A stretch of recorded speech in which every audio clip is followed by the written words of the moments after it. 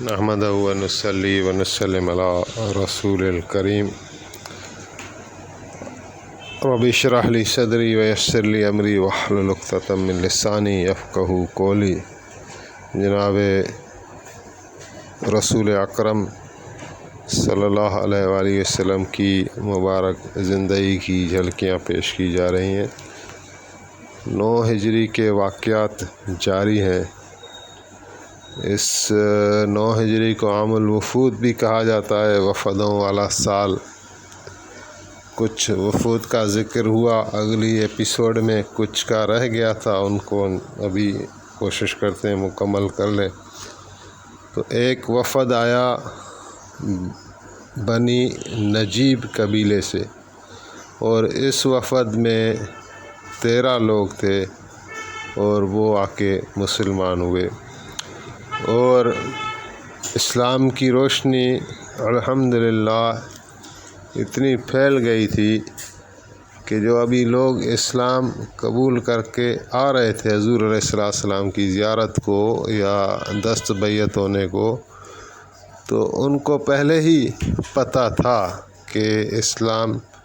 کس چیز کی تعلیم دیتا ہے، یعنی لا الہ الا اللہ محمد رسول اللہ صلی اللہ علیہ وآلہ وسلم۔ سب سے بنیادی رکن یا بلیف تو یہی ہے کہ بت پرستی یا کسی بھی اللہ سبحانہ وتعالیٰ کے سوا کوئی معبود نہیں ہے، اور محمد صلی اللہ علیہ وآلہ وسلم اللہ کے نبی ہیں اور آخری نبی ہیں، اور اس کے ساتھ ساتھ نماز روزہ وغیرہ۔ تو یہ لوگ جب آئے تو اپنے ساتھ زکوٰۃ کے لیے زکوٰۃ بھی لے کر آئے، مال مویشی اپنے ساتھ لے کر آئے کہ یہ ہم زکوٰۃ کے لیے لے آئے۔ تو حضور کریم صلی اللہ علیہ وآلہ وسلم نے فرمایا کہ یہ تم زکوٰۃ جو ہے واپس لے جاؤ، اور اپنے لوگوں کے جو قریب لوگ ہیں آپ کے رشتہ دار یا اپنے علاقے کے، ان میں جا کے تقسیم کرو۔ تو وہ عرض کرنے لگے کہ جو غربا تھے، غریب لوگ، ہم نے ان میں ایک تقسیم کر دیا ہے، جو ان سے بچ گیا وہ یہاں پر لے آئے ہیں۔ تو پھر حضور علیہ السلام نے ان سے وہ قبول فرمایا، اور آپ ان کے اندر ایک اسلام کی چاہت آپ نے دیکھی کہ وہ برائے نام کے مسلمان نہیں ہوئے بلکہ شوق سے مسلمان ہوئے ہیں، اور احکام پر بھی عمل کرنے کا شوق ہے۔ تو آپ ان سے بہت راضی ہوئے، حضور علیہ السلام ان سے بہت خوش ہوئے، اور ان کو بہت تحفے طوائف دیے، اور پھر آپ نے دریافت فرمایا کہ تم لوگ اتنے ہی ہو یا کوئی پیچھے ہے اور بھی؟ تو کہنے لگے ایک لڑکا ہے، ان کو ہم نے ادھر اپنی سواریوں اور سامان کی نگہبانی کے لیے ہم نے اس کو پیچھے چھوڑا ہے۔ تو حضور علیہ السلام نے فرمایا کہ اس کو بھی بلاؤ۔ تو وہ لڑکا آیا دربار رسالت میں، کیا ہی اس کے نصیب ہیں کہ حضور علیہ السلام بلا رہے ہیں کہ وہ کوئی جو آیا ہے یہاں تک، تو وہ زیارت سے محروم نہ رہے۔ حضور نے شفقت فرمائی، اور جب وہ لڑکا حضور کی خدمت میں حاضر ہوا تو آپ نے جیسے دوسروں کو تحفے طوائف دیے تھے تو اس کو بھی دینا چاہا۔ تو اس نے عرض کیا کہ یا رسول اللہ، مجھے بس دنیا کے مجھے تحفے طوائف نہیں چاہیے، میرے لیے آپ اللہ سے رحمت مانگیں اور میرے گناہوں کی مغفرت ہو جائے۔ تو حضور علیہ السلام نے اس کے لیے دعا مانگی کہ اللہم اغفر لہ وارحمہ واجعل جنانہ فی قلبہ، کہ اے میرے مولا اس بچے کو اس کی مغفرت فرما، اس کے حال کے اوپر رحم فرمائے، اور اس کے قلب میں غنا عطا فرمائے، اس کو یعنی غنی کر دے، دل کا امیر کر دے۔ تو پھر جب آپ حجۃ الوداع میں گئے تھے تو وہاں کے لوگ آپ سے ملے، تو آپ نے اسی نوجوان کا حال خاص طور پر ان لوگوں سے پوچھا کہ وہ کیسا ہے۔ تو وہ عرض کرنے لگے کہ وہ نوجوان جو ہے وہ بہت نیکوکار، پرہیزگار، متقی ہے، اور دنیا سے بالکل وہ بے پرواہ ہے۔ تو اسی طرح پھر دوسرا وفد آیا بنی کنانہ کا، بنی کنانہ کا ایک سردار تھا، واصلہ نام ہے، اس کو شوق ہوا، وہ حضور علیہ السلام کی خدمت میں آیا اور آ کے مسلمان ہوا، اور پھر اپنی قوم کی طرف پلٹا اور ان کو دعوت دیتا رہا، لیکن وہ قوم جو ہے اس کی دعوت قبول نہیں کر رہی تھی۔ اس کی بہن نے اس کا ساتھ دیا، وہ اسلام اس نے قبول کر لیا، اور یہ دوبارہ حضور کی خدمت میں مدینے آیا۔ تو آقا کریم غزوہ تبوک کے لیے روانہ ہو چکے تھے، لیکن لشکر چونکہ تبوک کا ذکر ہوا، بہت لمبا لشکر تھا، 30,000 تک، تو کچھ لوگ جو رہ گئے تھے ابھی بھی جا رہے تھے۔ تو واصلہ نے جب یہ دیکھا کہ حضور علیہ السلام جنگ کے لیے نکلے ہوئے ہیں اور لوگ ابھی بھی جا رہے ہیں، تو یہ بھی جو ہے وہ شامل ہو گیا، اور ایک صحابی کعب بن عجیر نے اس کو اونٹ پر بٹھایا اور جا کے حضور علیہ السلام کے لشکر کے ساتھ ملا دیا۔ پھر جو دومت الجندل کا ذکر ہوا تھا، جہاں حضرت خالد بن ولید کو حضور علیہ السلام نے 400 آدمی دے کر روانہ کیا تھا، تو اس واصلہ کو بھی خالد بن ولید کے لشکر میں شامل کر دیا تھا۔ حضرت خالد کو اللہ تعالیٰ نے فتح دی اور بہت مال غنیمت ہاتھ آیا، تو اس کو واصلہ کو بھی ایک اچھا خاصا حصہ مل گیا، اور اس نے لیکن اتنا بڑا مال دیکھ کر یہ حضرت کعب بن عجیر کے پاس آ گیا کہ میں تیری وجہ سے اس جنگ میں آ گیا، کیونکہ یہ جنگ کے لیے وہاں سے گھر سے تو جنگ کے لیے نہیں نکلا تھا، حضور کی محبت میں نکلا تھا، شوق زیارت میں نکلا تھا۔ تو حضرت کعب کو کہنے لگا کہ آپ نے مجھے اونٹ دیا، یہاں تک پہنچایا، تو یہ جو مال مجھے ملا ہے میں آپ کی نظر کرنا چاہتا ہوں، اس پر آپ کا حق ہے۔ تو حضرت کعب بن عجیر نے کہا کہ نہیں، میں نے اگر آپ کو سواری دی یا حضور سے ملایا تو وہ فی سبیل اللہ تھا، اللہ کی خاطر تھا، یہ اس مال پر تیرا ہی حق ہے، تم لے جاؤ۔ تو یہ پھر مال لے کر جب اپنے قبیلے میں پہنچا تو قبیلے والے بڑے خوش ہوئے، اور ان کو تعجب بھی لگا کہ یہ تو بہت برکت والا دین ہے، یہ ابھی گیا اور ابھی سے ہی اس کو اتنا کچھ ملا۔ تو پھر ان کو بھی سمجھ آ گئی، اور حضرت واصلہ کی بدولت وہ سارے پھر مسلمان ہو گئے اور حضور علیہ السلام کی خدمت میں آئے اور اسلام قبول کر لیا۔ ایک قبیلہ ہے اپنا بنی سعد کا، بنی سعد بن بکر، یہاں سے ایک شخص آیا، اس کا نام تھا زمام، اور اس نے آ کے مسجد نبوی کے ساتھ اپنا اونٹ بٹھایا اور حضور کریم صلی اللہ علیہ وسلم کے طرف آیا مسجد میں۔ تو آپ علیہ السلام تشریف فرما تھے، تو یہ جو ہے جماعت سے پوچھنے لگا کہ تم میں سے محمد کون ہے صلی اللہ علیہ وسلم۔ تو صحابہ کرام نے اشارہ کیا حضور کی طرف، تو زمام کہنے لگا کہ محمد بن عبداللہ صلی اللہ علیہ وسلم،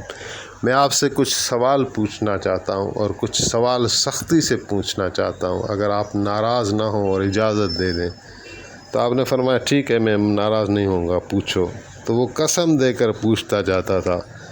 کہ میں آپ کو قسم دیتا ہوں اللہ کا کہ اللہ تعالیٰ نے واقعی آپ کو حکم دیا ہے کہ ہم اللہ کی عبادت کریں اس طرح کہ وہ وحدہ لا شریک لہ ہے، اس کا کوئی شریک نہیں ہے، اور آپ کو واقعی اللہ تعالیٰ نے نبی بنایا ہے۔ تو حضور علیہ السلام بھی قسم فرما کر آپ بھی تصدیق کرتے تھے کہ اللہ کی قسم ہے کہ اللہ تعالیٰ نے مجھے یہ حکم دیا ہے کہ اللہ اکیلے کی عبادت کی جائے، اور میں اللہ کا رسول اور نبی بن کر آیا ہوں۔ تو اسی طرح پھر اسلام کے احکام کے سوالات کیے کہ 5 وقت نماز بھی پڑھنی ہے، زکوٰۃ بھی دینی ہے، اور حج بیت اللہ بھی کرنا ہے، اور رمضان کے روزے بھی رکھنے ہیں۔ تو حضور نے سارے ان کا جواب دیے کہ بالکل کرنے ہیں یہ کام۔ تو پھر یہ کہنے لگا کہ میں گواہی دیتا ہوں اشہد لا الہ الا اللہ و اشہد ان محمد رسول اللہ، اور ساتھ میں وعدہ کرتا ہوں کہ یہ سارے احکام میں پورے کروں گا، اور جن چیزوں سے منع کیا ہے اسلام نے میں وہ نہیں کروں گا۔ اور اس طرح وہ نکلا اپنے اونٹ کی طرف۔ تو نبی علیہ السلام نے فرمایا کہ اگر زمام یہ سچ کہتا ہے تو یہ جنتی ہے۔ آگے حضرت عبداللہ بن عباس فرماتے ہیں کہ حضور علیہ السلام سے جس طرح اس زمام نے سوالات کیے تھے، جس پختگی کے ساتھ ہم نے کسی کو ایسے سوالات کرنے حضور علیہ السلام سے اس طریقے پر سوال کرتے ہوئے ہم نے کسی اور کو نہیں دیکھا۔ اسی سال اور بہت سارے دوسرے بھی وفد تھے جو حضور علیہ السلام کی خدمت میں آئے اور مسلمان ہوئے، لیکن اس کتاب میں اس کی تفصیل نہیں ہے، تو جو خاص سے وہ بیان کیے گئے۔ اس کے بعد اسی سال عبداللہ ابن ابی سلول منافق کی موت ہوئی۔ وہ ذوالقعدہ کے مہینے میں سخت بیمار پڑ گیا اور حضور علیہ السلام خود اس کی مزاج پرسی کے لیے عیادت کے لیے جاتے تھے۔ اگر آپ نے اس کو تنبیہ بھی کی، آپ نے فرمایا کہ ساری عمر تم نے نفاق میں گزار دی، منافقت کرتے رہے۔ تو وہ کہنے لگا کہ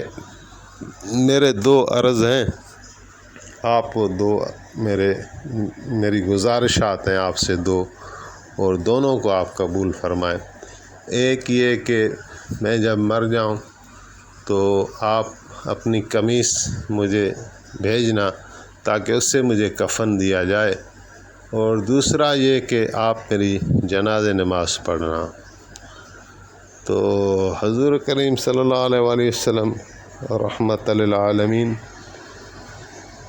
جب یہ منافق ابن ابی سلول مر گیا تو حضور علیہ السلام نے اپنی قمیص بھی بھجوائی اس کے کفن میں، اور اس کے جنازے کے لیے بھی آپ اٹھے تو حضرت عمر فاروق آپ کے سامنے آ گئے اور آپ کو دامن سے پکڑ لیا کہ یا رسول اللہ، اس خبیث کی، اس منافقوں کے سردار کی آپ نماز پڑھیں گے؟ تو آپ علیہ السلام نے فرمایا کہ مجھے اللہ تعالیٰ نے اختیار دیا ہے کہ میں اس کی نماز پڑھوں یا نہ پڑھوں،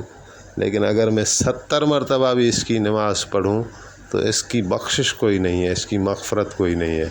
ہاں، اگر 70 سے زیادہ پڑھنے پر بھی اس کی مغفرت کی توقع ہوتی تو شاید میں 70 سے زیادہ بھی اس کے لیے پڑھ لیتا۔ تو یہ ایک صورت توبہ کی آیت کا ایک طرح متن بھی ہے، جس کا ترجمہ اس طرح ہے کہ اگر آپ ان کے لیے 70 مرتبہ بھی مغفرت چاہیں یا مغفرت مانگیں تو اللہ تعالیٰ ان کو ہرگز نہیں معاف کرے گا کہ انہوں نے آپ کو اذیت پہنچائی ہے۔ تو پھر کتابوں میں لکھا ہے کہ حضرت عمر کے منع کرنے کے باوجود بھی حضور علیہ السلام نے اس رئیس المنافقین کی نماز بھی پڑھی اور اس کو اپنی قمیص بھی عطا کی جو اس کا کفن بنی۔ تو اس کے سبب یہ ہے، ایک قمیص تو آپ نے اس لیے دی کہ غزوہ بدر میں جب حضرت عباس قیدی ہوئے تھے تو ان کو ایک قمیص چاہیے ہوتی تھی، تو ان کا قد بڑا لمبا تھا، تو اس منافق نے اپنی قمیص دے دی تھی۔ تو گویا کہ ایک یہ قرضہ تھا جو حضور نے اتار دیا۔ اور منافق کی نماز اس لیے پڑھی کہ تاکہ منافقین جو دوسرے تھے وہ بھی دیکھیں کہ ان کے سردار نے بھی آخر حضور علیہ السلام کے سامنے یہ عرض کی کہ حضور ان کی نماز پڑھیں۔ اور یہ بھی لکھا ہوا ہے کہ اس پر جو ہے کافی منافقین اس دن سچی توبہ کر کے سچے پکے مسلمان ہوئے تھے۔ اور ایک سبب یہ بھی بتایا ہے کہ اس کا بیٹا جو تھا ابن ابی سلول کا، اس کا نام بھی عبداللہ ہے، وہ سچا پکا مسلمان تھا اور حضور اس کی قدر فرماتے تھے۔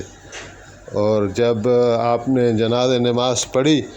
تو پھر آیت آ گئی کہ وَلَا تُصَلِّ عَلَىٰ أَحَدٍ مِّنْهُمْ مَاتَ أَبَدًا وَلَا تَقُمْ عَلَىٰ قَبْرِهِ، کہ آپ ان منافقوں کی نماز جنازہ ہرگز نہ پڑھیں اور نہ ان کی قبروں پر آپ جا کے کھڑے ہو جائیں۔ تو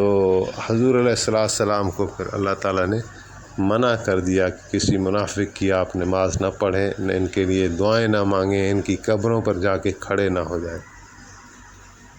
تو یہی بس اس میں آ رہا ہے، ایک اور واقعہ آ رہا ہے، حبشہ کا بادشاہ نجاشی، اس کی وفات ہو گئی 9 ہجری میں، اور اس کی وفات کا اطلاع حضرت جبریل امین علیہ السلام نے حضور علیہ السلام کو دیا، تو آپ نے اس کی غائبانہ جنازہ نماز ادا کی، اور نجاشی بادشاہ کا پہلے ذکر ہو چکا۔ تو یہی ہے آج کی اس قسط میں، انشاءاللہ مزید واقعات کو دوسری قسط میں بیان کیا جائے گا۔ اللہ تعالیٰ ہمیں صحیح بیان کرنے کی توفیق عطا فرمائے، آمین۔